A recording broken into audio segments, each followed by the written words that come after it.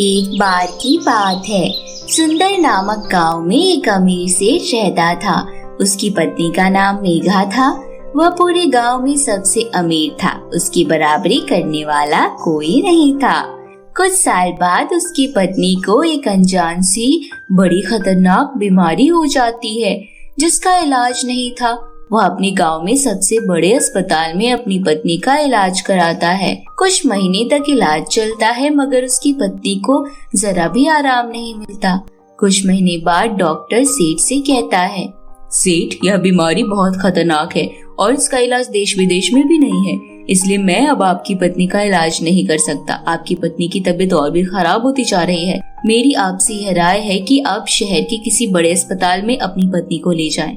क्या कह रहे हो डॉक्टर साहब? 2 साल से आपने हमारा सारा पैसा इलाज और दवाइयों के नाम पर ले लिया और आप अब कह रहे हैं कि आप इलाज नहीं कर सकते। हमने बड़ी से बड़ी बीमारी का भी इलाज किया है, मगर आपकी बीमारी पकड़ में नहीं आ रही है। हम आपको झूठी तसल्ली नहीं देना चाहते। आप चाहे तो किसी और अस्पताल में इलाज करा सकते हैं। क्या किसी और अस्पताल में इलाज करा ले? इतने सालों से हमारा पैसा दवाइयों और इलाज पर लगा दिया है। देखिए, मुझे भी यह कहते हुए बड़ा दुख हो रहा है, लेकिन मुझे माफ कीजिए, मेडिकल साइंस में अभी तक इस बीमारी का कोई इलाज नहीं है। और इसी के साथ गांव के सबसे बड़े अस्पताल के सबसे बड़े डॉक्टर ने सेठ और उसकी पत्नी मेघा के सामने हाथ जोड़ लिए। बहुत समय पहले सेठ का बेटा एक बड़ी कंपनी में काम करता था और सेठ गांव का सबसे अमीर सेठ बन गया था। मगर धीरे धीरे उसकी पत्नी को यह एक गंभीर बीमारी ने जकड़ लिया। समय से इसका इलाज न होने के कारण वह बीमारी ने गंभीर रूप ले लिया था। धीरे धीरे करके सेठ की सारी जमीन जायदाद बिक जाती है। सेठ और उसकी पत्नी मेघा आंखों ही आंखों में एक दूसरे को देख रहे थे और आंखों से आंसू बह रहे थे। वह एक दूसरे से कुछ नहीं कहते हैं। कुछ दिनों तक उसके बेटे ने उसका साथ दिया, मगर अपनी माँ की बढ़ती हुई बीमारी को देखकर उसने भी अपने हाथ पीछे कर लिए और एक दिन उसके पिता अपने बेटे को फोन करते हैं। बेटा, तुम्हारी माँ की तबीयत बहुत खराब है। डॉक्टर ने भी हाथ खड़े कर दिए और सारा पैसा भी खर्च हो गया। अब समझ में नहीं आता कि क्या करें। अब क्या करना है? मेरी मानिए तो अब आप भी उम्मीद छोड़ दीजिए। माँ का अब कुछ नहीं हो सकता। तो क्या कहना चाहता है तू? अब तेरी माँ को इसी हालत में छोड़ दूं बेटा? इस हालत में अस्पताल में कब तक रहेगी? उसे घर तो ले जाना होगा ना? क्या कह रहे हो पिताजी? मैं उन्हें घर कैसे ले जाऊं? और यहाँ लक्ष्मी और गुड्डू भी तो छोटा है। अगर मैं माँ को यहाँ ले आऊं तो वो बीमारी हम में से किसी को। देखो पिताजी, अब माँ को घर नहीं लाया जा सकता। अगर आप घर आना चाहो तो मैं आपको लेने आ सकता हूँ। इतना कहकर सेठ का बेटा फोन काट देता है और सेठ दुखी होकर बैठ जाता है। तभी सेठ का एक दोस्त वहाँ खड़े होकर सारी बातें सुन लेता है और सेठ से कहता है, तुम चिंता मत करो, हमारे गांव में एक जादुई तालाब है। उसका पानी बड़ी से बड़ी बीमारी को भी चुटकी में ठीक कर देता है। सेठ उसकी बात मानकर अपनी पत्नी के साथ उस तालाब के पास चला जाता है। तालाब के किनारे कई सारे लोग खड़े थे। शाम होने तक सेठ का नंबर आता है। तभी सेठ देखता है कि उस तालाब का मालिक एक गरीब गांव का नागरिक है। तभी सेठ को याद आता है, कई महीनों पहले जब वह आदमी जिसका नाम रामू था, वह सेठ के खेत में आता है। सेठ से उसके कुएं से पानी मांगता है।